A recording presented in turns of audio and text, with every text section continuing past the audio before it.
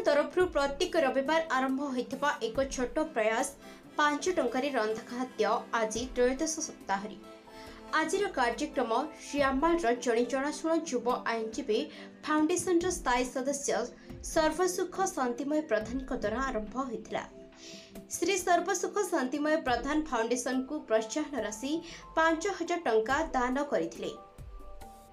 सर्वसुख शांतिमय प्रधान श्रमदान देवा सहित हैप्पी टू हेल्प फाउंडेशन सदस्यों को उत्साहित करथिले। फाउंडेशन तरफरु तांकु अशेष धन्यवाद ज्ञापन करा जायछि। एही कार्यक्रम रे फाउंडेशन रो कोषाध्यक्ष विष्णु प्रसाद नायक, पिंकुन जतिन, सुशांत कुमार, प्रभात कुमार, प्रीतिश महापात्र, शैलेन्द्र ब्रिनेत, सुदामा चरण पृष्टि, विकास नायक, सिक्की रणा, अजय साहू, सौम्य विकास नायक, राजू मटेरी, भुवन मोहन नायक, संजय थापा, सिद्धिकांत महापात्र प्रमुख उपस्थित रहिथिले।